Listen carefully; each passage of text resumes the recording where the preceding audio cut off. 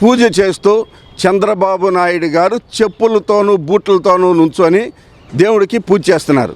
ఈ ఫోటోని గమనించండి. మీకు దేవుడి మీద భక్తి ఉందా? మీకు దేవుడి మీద భక్తి ఉందా? భక్తి ఉంటే చేసేటువంటి విషయాలు ఇవేనా?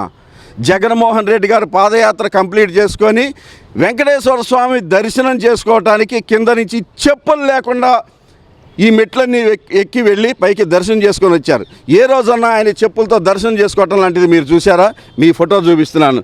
ఇది చంద్రబాబు నాయుడు గారు మీరు చెప్పులతో పూజ చేస్తున్నటువంటి ఫోటో. మీకు దేవుడి మీద భక్తి ఉందా? మీరు ఆయన డిక్లరేషన్ మీద సంతకం పెట్టమని అడుగుతున్నారా? మీ అనుయాయులు, మీ పార్టీ వాళ్ళు, మీకు తోకలుగా ఉన్నటువంటి బీజేపీ వాళ్ళు వీళ్ళందరూ కలిసి కక్షగట్టి కుట్ర పన్ని మీ ఓటు బ్యాంకును కాపాడుకోవటానికి ఓటు బ్యాంకు రాజకీయాలు చేస్తున్నారు తప్ప ఇది మిమ్మల్ని దహించి వేస్తుందన్న సంగతిని గుర్తుపెట్టుకోండి. భారతదేశం ప్రజాస్వామ్య దేశం, లౌకిక దేశం. ఇక్కడ అన్ని పార్టీలు, ఏ మనిషి అయినా సరే ఏ పార్టీనైనా ప్రచారం చేసుకోవచ్చు, ఏ దేవుణ్ణైనా సరే దర్శించుకోవచ్చు, ఏ మతాన్నైనా స్వీకరించే హక్కు, స్వేచ్ఛ రాజ్యాంగం ద్వారా కల్పించబడింది. మీరు సంతకం పెట్టండి, అది చేయండి. మీరు గుళ్ళోకి రావడానికి అర్హత లేదు. వెంకటేశ్వర స్వామి మీకు ఏమన్నా స్పెషల్గా హక్కులు ఇచ్చాడా? లేకపోతే వెంకటేశ్వర స్వామిని సృష్టించింది మీరా? ఏ దేవుడి దృష్టిలో ప్రజలందరూ ఒకటి కాదా? దేవుడి దృష్టిలో సృష్టి అంతా ఒకటి కాదా? జగన్మోహన్ రెడ్డి వేరు, మీరు ఒకళ్ళు మాత్రం సపరేటా? ఆలోచన నుండి చేసే పనులేనా? ఏ ఒక్కడు కూడా ఆంధ్రప్రదేశ్లో ఉన్న ఏ ఒక్కడు కూడా మీరు చేసేటువంటి నికృష్టాలకి, దౌర్భాగ్యాలకి, దుర్మార్గాలకి ఖచ్చితంగా బుద్ధి చెబుతారు. దీన్నే గనక మీరు కంటిన్యూ చేయదలుచుకుంటే మీరు ఖచ్చితంగా ఇబ్బందుల పాలు కాక తప్పదు చంద్రబాబు నాయుడు గారు. ఇది ఏమైనప్పటికీ ఎక్కడైనప్పటికీ కూడా జగన్మోహన్ రెడ్డి గారు ఆ రకమైనటువంటి నిర్ణయాన్ని తీసుకొని దేవుడి దగ్గరికి వెళ్ళి రావాలి అని అనుకోవటమే ఒక హిందువు గొప్పతనంగా భావించాలి. వెంకటేశ్వర స్వామి మీద ఆయనకున్నటువంటి భక్తి ప్రపత్తులకి నిదర్శనంగా భావించాలి. ఇవన్నీ పక్కన పెట్టి పోలీస్ యాక్ట్ పెడతాం, అది పెడతాం, మీరు సంతకాలు పెట్టి లోపలికి రండి. ఎవడరా సంతకాలు పెట్టాలి? ఎవడరా మీకు డిక్లరేషన్ ఎందుకు ఇవ్వాలి? అసలు ఈడ పిచ్చి పిచ్చిగా మాట్లాడుతున్నారా? ఏమన్నా అన్నమయ్య ఏమన్నా అన్నాడు? వెంకటేశ్వర స్వామి ఏమన్నా దళితుల్ని లోపలికి రానివ్వద్దని, ఇంకొకరిని ఎవరిని అన్య మతస్థుల్ని గుళ్ళోకి రానివ్వద్దని చెప్పాడా? మీరెవరు చెప్పడానికి? మీరేమన్నా అగ్రకురాలలో పుట్టి మీ ఇష్టం వచ్చినట్టు చేయటానికి మీకేమన్నా రాజ్యాంగంలో స్పెషల్ హక్కులు ఏమన్నా కల్పించబడినాయా? లేకపోతే దళితుడు ఏదన్నా ఆ గుళ్ళోకి రాకూడదు, ఈ గుళ్ళోకి రాకూడదు అని అనటానికి వీళ్ళకి ఏమన్నా దుర్మార్గమైనటువంటి ఇదేమన్నా రాయించి పెట్టారా? రాజ్యాంగం మీకోసం స్పెషల్గా రాయించుకున్నది ఏమన్నా ఉందా? లేకపోతే వెంకన్న చౌదరి గారు పర్మిషన్ ఇస్తేనే కానీ లోపలికి రానివ్వకపోవడం అని అనటానికి వెంకటేశ్వర స్వామి గారిని ఏమన్నా మీ సొంత వెంకన్న చౌదరి కింద మిమ్మల్ని ఎవరన్నా మార్చుకొని పిచ్చి పిచ్చి మాటలు మాట్లాడుతున్నారా? ఏమైనా అర్థం ఉండేటువంటి మాటలైనా మీరు మాట్లాడేది? అన్నమయ్య ఏమని రాశాడు? బ్రహ్మమొక్కటే పరబ్రహ్మమొక్కటే పరబ్రహ్మమొక్కటే. చదవకలేదా? వినలేదా? పాట వినలేదా? వెంకటేశ్వర స్వామి ఆయన దగ్గరుండి అన్నమాచార్యుల చేత అలాంటి పాటలు రాయించుకొని తరించిపోయినటువంటి సాంప్రదాయాన్ని, తరించిపోయినటువంటి భక్తుడిని మనం ఎన్ని చోట్ల చూసాం. ఇది దానిలో కడిగియు ఏనుగు మీద కాయు ఎండయునొకటే, పొడమి సునకము మీద పడయు ఎండొకటే, మెండైన బ్రాహ్మణుడి మెట్టు భూమి ఒకటే, చండాలుడు ఉండేటి సరి భూమి ఒకటే. ఏమన్నాడు అన్నమాచార్య కీర్తన? బ్రాహ్మణుడు లేడు, దళితుడు లేడు, ఏనుగు లేదు, కుక్క లేదు. ఇవన్నీ కూడా సృష్టిలో నాకు అందరూ సమానమే. అందరూ నేను సృష్టిస్తే వచ్చిన వాళ్ళు, వీళ్ళందరూ నాకు సమానమైన వాళ్ళే, వీళ్ళందరూ నా దగ్గరికి రావాలని చెప్పేసి అన్నమాచార్య పాడిన పాట వెంకటేశ్వర స్వామి వారు దగ్గరుండి స్వయంగా రాయించుకొని ఆయన చేత పాడించుకున్నటువంటి చరిత్ర, విషయాలు, పురాణాలు మీరందరూ వినలేదా? మీరు కొత్తగా రాజ్యాంగాన్ని తీసుకొచ్చి వీళ్ళు రావడానికి లేదు, డిక్లరేషన్ మీద సంతకాలు పెట్టాలి. మీరెవర్రా మాట్లాడటానికి? మీరెవరు మాట్లాడటానికి? ఎవరు సంతకాలు పెట్టాలో ఎవరు పెట్టకూడదో రాయటానికి మీరెవరు?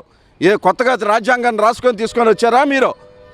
మీరేమన్నా దైవాంశ సంభూతులు అనుకుంటున్నారా? మీరేమన్నా రాజ్యానికి అతీతులు సార్, వైసీపీ నుంచి కూడా వైసీపీ నేతలు అయితే పార్టీలు మారి పార్టీకి రాజీనామా చేసి వేరే పార్టీలోకి వెళ్తున్నారు. దీనిపైన మీ అభిప్రాయం ఏంటి? వైసీపీ నుంచి ఇది సహజంగా భారతదేశంలో మనకు స్వాతంత్రం వచ్చిన రోజు నుంచి 1947లో కూడా ఇట్లా అధికారం కోసం వచ్చే కొంతమంది గోడ దాటి దూకేటువంటి వ్యవహారాలు ప్రతి పార్టీలో ఉంటాయి. ఈ పార్టీలో కూడా ఒకళ్ళిద్దరు అవకాశవాదులు ఉన్నంత మాత్రాన జగన్మోహన్ రెడ్డి గారికి ఊడే వెంట్రుక మొక్క కూడా ఇది ఏముండదు, అది వెంట్రుక మొక్కతోనే సమానం. ఇలాంటివి ఇంకా నిన్న మొన్న కూడా ఇంకా నిజంగా ప్రచారం చేస్తున్నారు కొంతమంది. ఏమైనా ప్రచారం చేస్తున్నారంటే విజయసాయి రెడ్డి గారు కూడా వేరే పార్టీలోకి వెళ్ళిపోతున్నారని, అది ఎవరితోనో మంత్రాలు జరుపుతున్నారని అది కూడా ప్రచారం చేస్తున్నారు. అయ్యా, ఒక్క విజయసాయిరెడ్డి గారితోనో సజ్జల రామకృష్ణారెడ్డి గారితోనో లేకపోతే ఇంకొక ఆయన జగ్గయ్యపేటలో చేసిన ఆయన ఇంకో చోట చేసిన ఆయన వీళ్ళతో పార్టీలు నడవటంలో వీళ్ళు ఉన్నా లేకపోయినా ఏం జరిగినా జరగకపోయినా వీళ్ళు పదవుల కోసం వచ్చేవాళ్ళు పదవులు అనుభవించిన తర్వాత ఉంటే ఉంటారు, పోతే పోతారు. వీళ్ళందరూ ఎంట్రుక మొక్కుతోనే సమానం. జగన్మోహన్ రెడ్డి గారికి 40% పైగా ఓట్ల బ్యాంక్ ఉంది. వీళ్ళందరూ కూడా జగన్మోహన్ రెడ్డికి ప్రాణం ఇచ్చేటువంటి మనుషులు. వీళ్ళు ఎక్కడికి చెక్కు చెదరరు.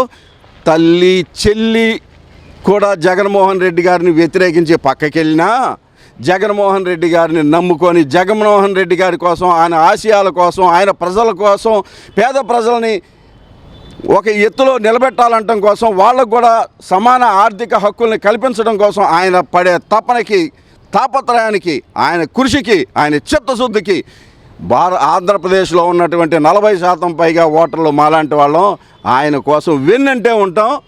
ఎవడున్నా లేకపోయినా మేమందరం ఉంటాం. ఏం మాత్రం కూడా చింతించాల్సిన అవసరం లేదు.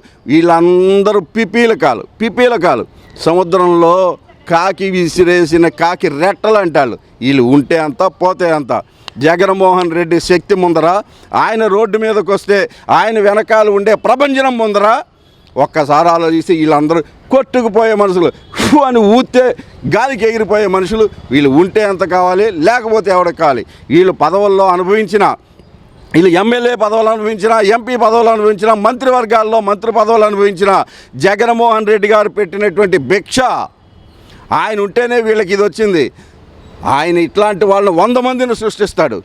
మీరు మీ పొరపాటును కూడా మీ జీవితంలో 100 మంది కార్యకర్తలను మీరు తయారు చేసుకోలేరు.